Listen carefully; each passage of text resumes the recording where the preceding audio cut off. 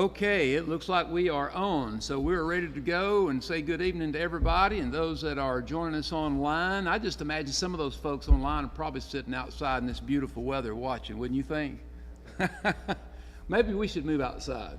A little bit late for that today. So it is good to see y'all. Glad to have you with us. We'll try to be a little bit, have some brevity, I guess, this evening. We got a meeting coming up after this, and so I want to try to be careful with my time, because you know how those Baptist meetings can be. They go longer than a Baptist preacher preaching, you know? So we want to be careful about that.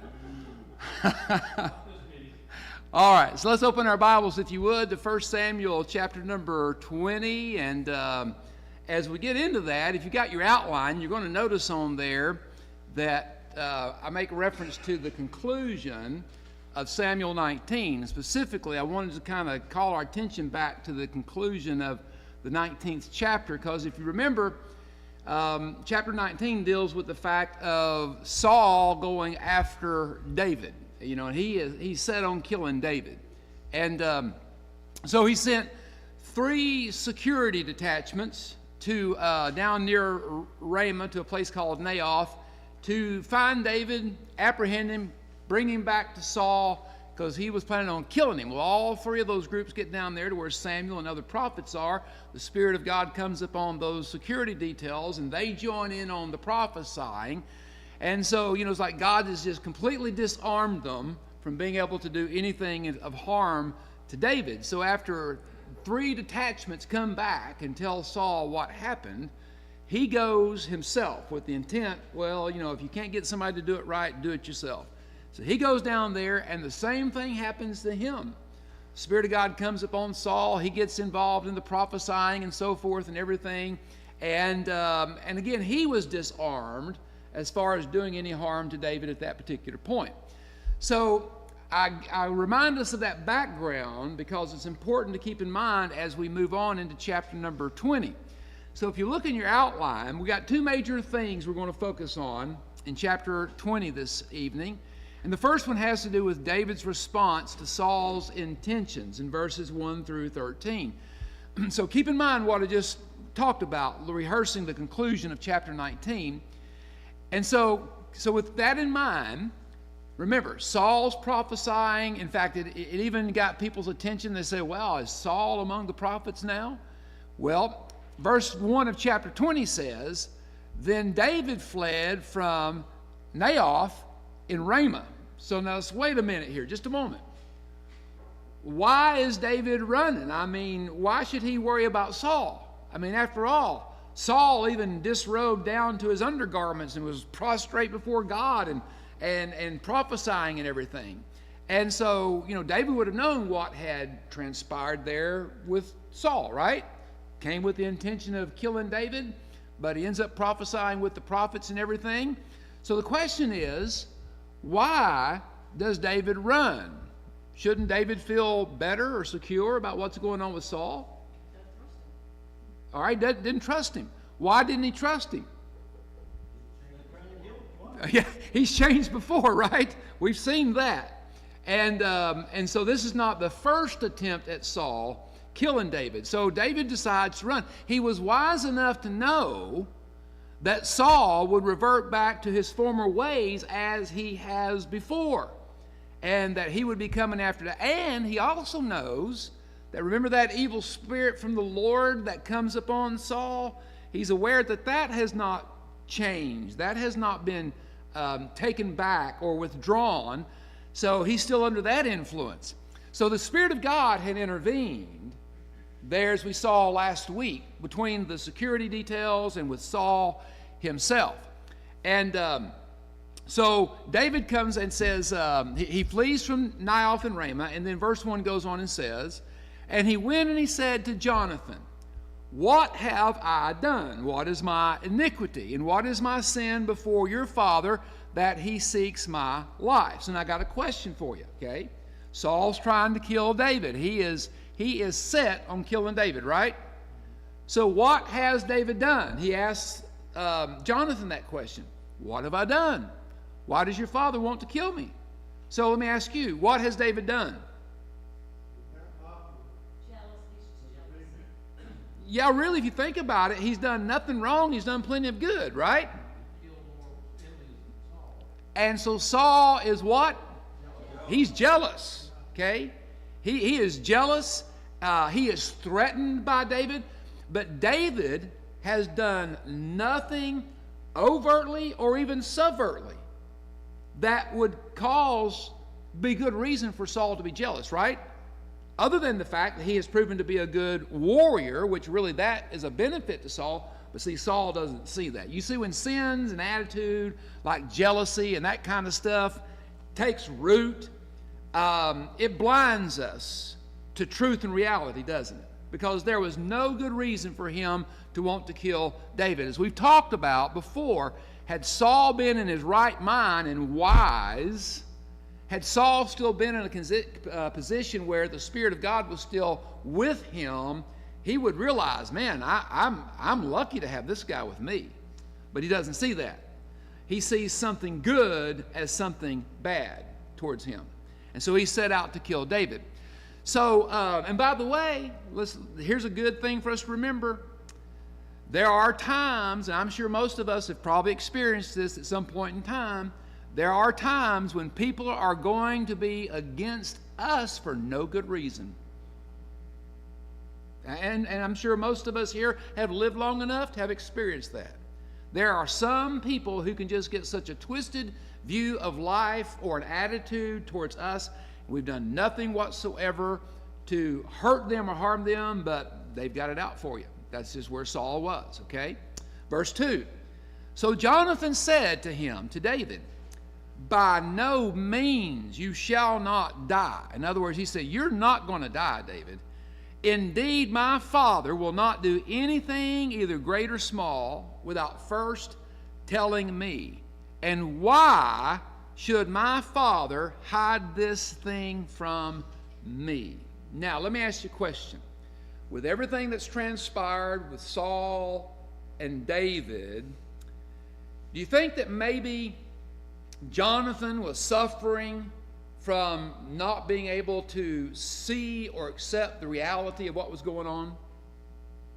I don't think Jonathan had come to realize, and here's what Jonathan had not realized.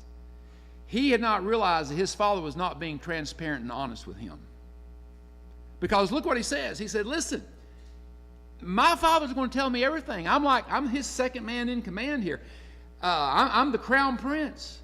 And he's going to confide in me and tell me anything. And my father's not going to harm you. He even goes on and says at the end of it, he says, it is not so.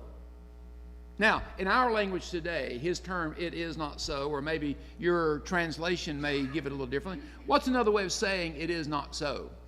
It's not true. He's saying this is not true. And then verse number 3. Then David took an oath again and said, your father certainly knows that I have found favor in your eyes, and he has said. Now David gives us a little more insight perhaps into some of the jealousy that's going on with Saul. Not only David's success as a warrior, but the fact that Jonathan has this bond with David whom Saul hates. And that's just fuel on the fire. So he says, your father certainly knows that I have found favor in your eyes, and he has said, do not let Jonathan know this. Well, don't let Jonathan know what? Yeah. That I'm planning on taking David out. I'm going to kill David lest he be grieved. So let me ask you a question. So there's this great friendship that exists between David and Jonathan, right? Now, David's got good reason to go to Jonathan. He can trust him. He's being honest with him about what's going on. But what is David doing for Jonathan by confronting him with this reality, this truth? What's he doing for him? Yeah, he's trying to get him to open his eyes. He's being a friend who's telling him a hard truth that, let's be honest, really, I think to a certain degree that Jonathan The evidence was there. He just wasn't seeing it because Jonathan was living with rose-colored glasses on when it came to his father, right? Naive. But isn't that the way it oftentimes happened with family and close friends? We kind of know something's going on, something's not right, but we don't want to see it. And so, you know what? We wear those quote-unquote rose-colored glasses so that we can kind of slant the view of it in a way that's more comfortable for us. It happens. It happens in families. It happens among close friends. But you know, you got to remember that the Proverbs talk about how that the wounds of a friend are a good thing. When a friend comes and is willing to tell us the hard truth about something and open our eyes to something we need, it may be painful for us, but it's really a good thing. And by the way, a true friend speaks truth to their friends. A true friend doesn't tell their friends what they want to hear. They tell them what they need to hear. And that's what David was doing with Jonathan. And it's what we need to practice, even amongst ourselves as believers. And it's not because we're trying to be harsh or ugly or to do it in a mean kind of way, but it's because we care and love with one another. And so we need to be able to speak to one another and help point out blind spots.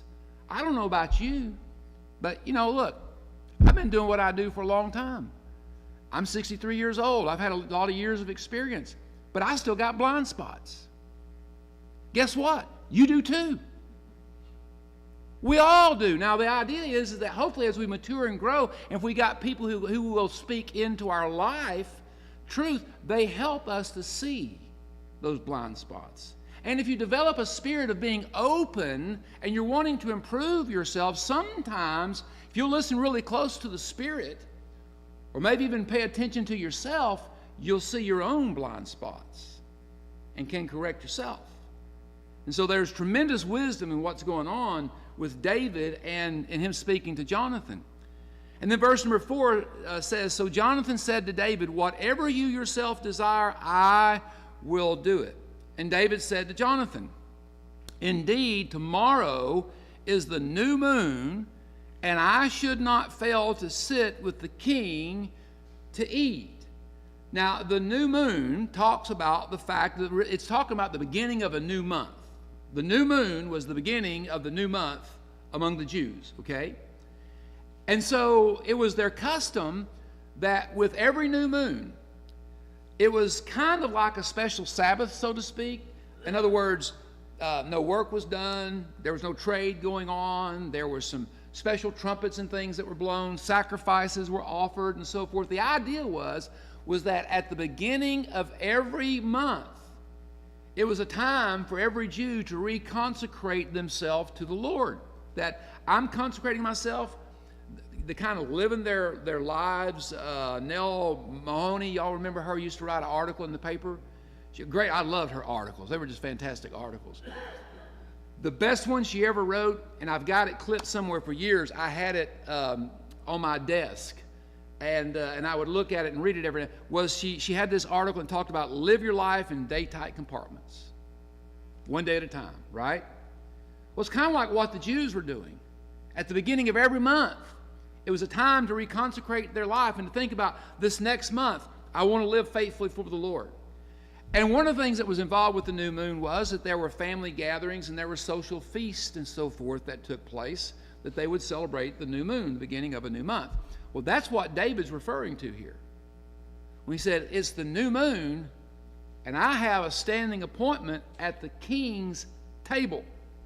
So in other words, he's saying, this feast is coming up. Your father's going to expect me to be there, but here's what I want you to do for me, all right? He goes on and says in verse number 5, But let me go that I may hide in the field until the third day at evening. And if your father misses me at all, then say, David earnestly asked permission of me that he might run over to Bethlehem, his city, for there is a yearly sacrifice there for all the family. So in other words, his family would be doing a new moon observance, basically, okay? And so if he says, thus it is well, then everything's cool.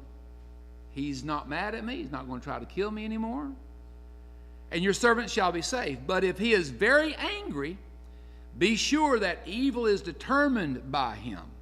Therefore you shall deal kindly with your servant, for you have brought your servant into a covenant of the Lord with you. So remember, we saw this back in 1 Samuel chapter 18, where this Jonathan entered into and asked David to enter into this covenant with him, okay?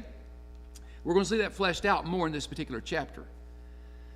So he says, you do this for me, because we're in this covenant relationship with one another. And then, of course, he says this. So he says, look, if you say to your father, David had to go be with his family for the new moon, if he doesn't get upset about that, then everything's good. If he gets angry, then that means we got problems, and I need to run, okay? And that he's wanting to kill him. But then notice what David says this. He says, nevertheless, if there is iniquity in me. Now remember, a few minutes ago, he asked Jonathan, what have I done wrong? So he says here, he says, if there is iniquity in me, kill me yourself, for why should you bring me to your father? In other words, he's saying, if I've done something wrong worthy of death, I would rather you kill me yourself, being in a covenant relationship with me, than to let your father be the one who takes my life, okay? Verse 9, but Jonathan said, far be it from you, for if I knew certainly that evil was determined by my father to come upon you, then would I not tell you? And then David said to Jonathan, who will tell me? Or what if your father answers you roughly? In other words, if he's angry and planning on killing me, how am I going to find out? Verse 11, Jonathan said to David, come, let us go out to the field. So they both went out into the field. Jonathan said to David, the Lord God of Israel is witness. When I have sounded out my father sometime tomorrow or the third day, when I find out where he is, angry or he's settled down, if there is good towards you, David, and I do not send it to you, may the Lord do so and much more to Jonathan.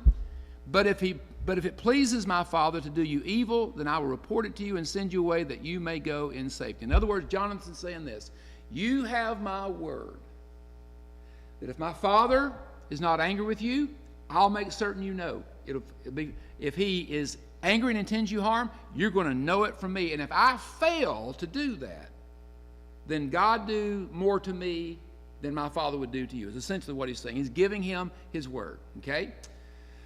So that deals with David's response, and it all goes back to what we were talking about. Even though Saul, the Spirit of God came upon him there at Naioth when he came to kill David, David runs, and his response is, I got to start covering my bases because Saul's out to get me. So that's what we've been dealing with. Now, verses 13 through 17, we come to Jonathan's covenant with David. Now, we talked about this a minute ago. So Jonathan just finishes saying to him, I promise you, regardless of what my father says, good or bad, I will let you know, right?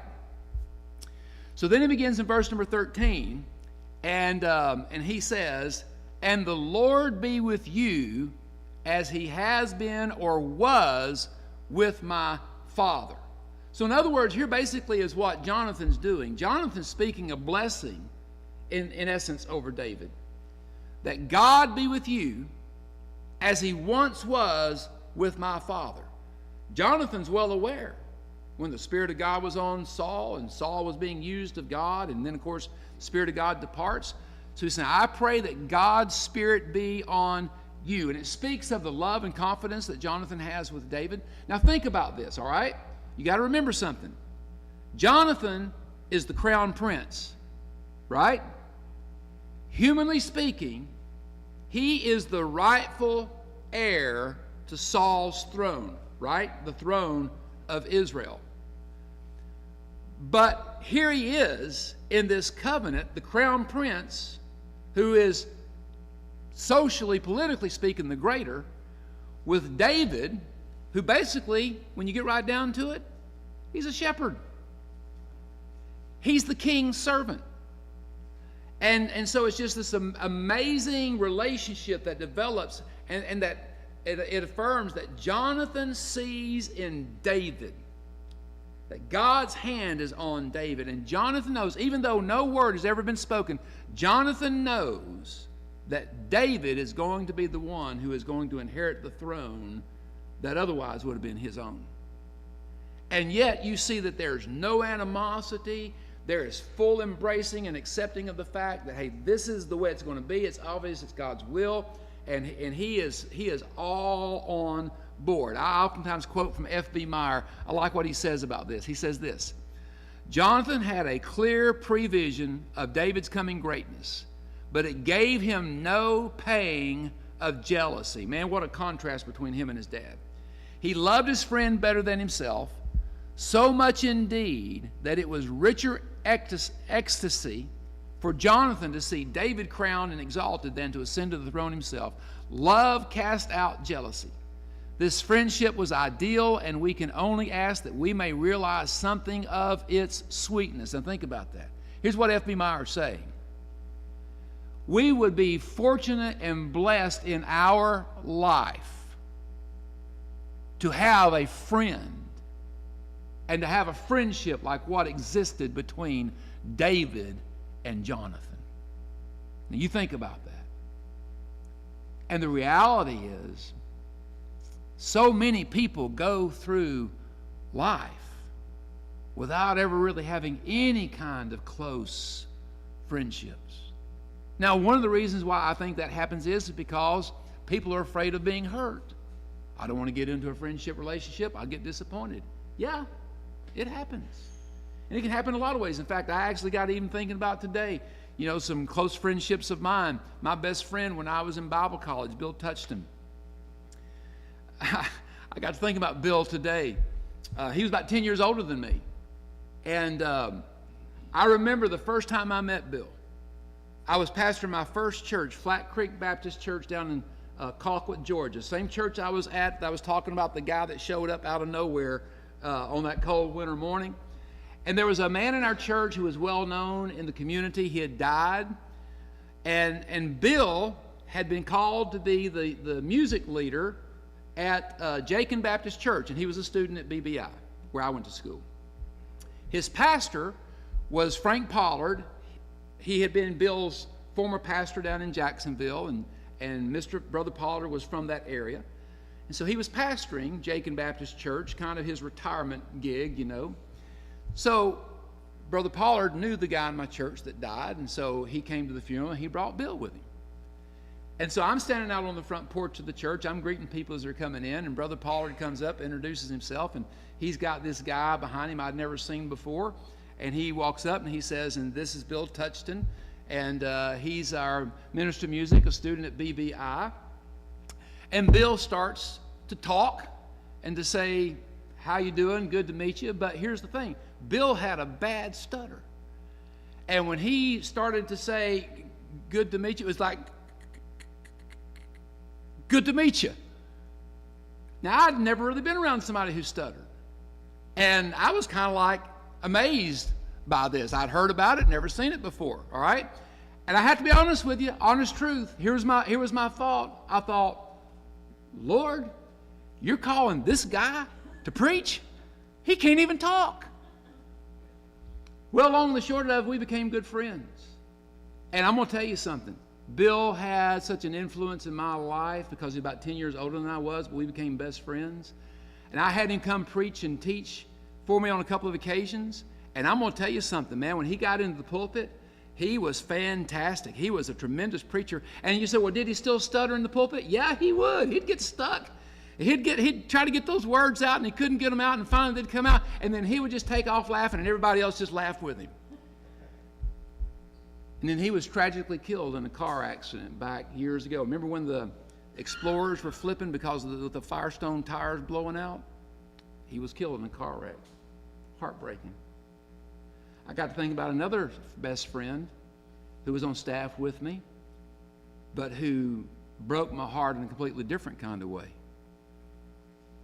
because he couldn't behave himself. So yeah, is there heartache and difficulty in friendships and relationships? Absolutely. But you want to know something? For the good times of those relationships, I wouldn't take nothing in the world for them. Friendships are the things that make life rich. And to have the kind of friendship like a Jonathan and a David, we need to be open to that. Because some of the best parts of life that we'll ever experience. And then Meyer concludes by talking about, and most importantly, the greatest sweetness is to know the love of Christ after the same fashion. That our greatest friendship is with Him. In fact, Paul even talks about that, and you're familiar with Philippians chapter 3, where he says, listen, everything that was gained to me I count but loss. For what reason? That I may know Jesus and the power of His resurrection, and if it means suffering with Him, whatever it takes, I just want to know Him as well as I possibly can. And so we come back to Jonathan's words. And I want you to listen to what he says, because what he's doing, he's really fleshing out this covenant with David. And he says in verse 14, he says this, and you shall not only show me the kindness of the Lord while I still live, that I may not die.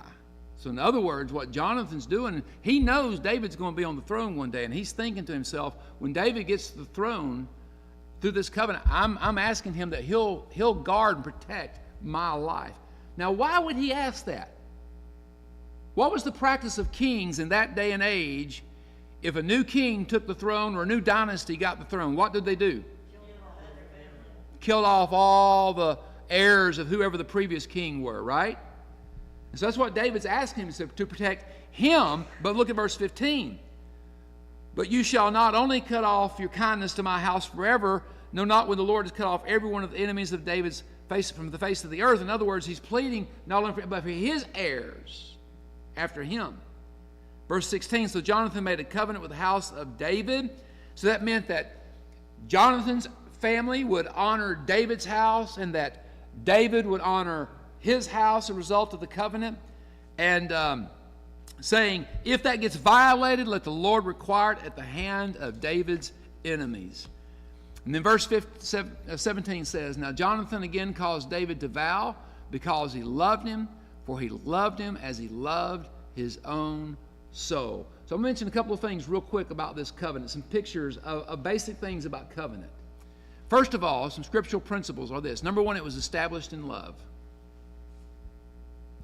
Jonathan's love for David, David's love for Jonathan as a dear friend was the basis of that covenant. God's covenants, His Old Testament covenant, was based upon His Hesed. You ever heard that term before? Hesed. It's Hebrew for the term that means loving kindness. His covenant with Israel was based upon His loving kindness, okay? We come to the New Testament. It's all about the unconditional, unmerited love and grace and favor of God, okay? Basis of the covenant, the motive of the covenant. It included grace and mercy. David towards Jonathan, Jonathan towards David and their families. And it also involved keeping one's promises. You realize what they were doing? They were making a covenant that was intended to bless their progeny for future generations, all based upon the word and the promises that two men made to one another. Do you know that God's covenant, He is faithful to it because of who He is and because He's given His word and His promises. And that's why God's covenants always stand firm. All right, so we're going to end right there at that point, and we'll pick up next week with the remainder of this chapter. Any questions, thoughts, comments before we conclude? All right. Thank you. We're going to wrap it up with that, and thank you all for joining us online, and have a blessed and good evening.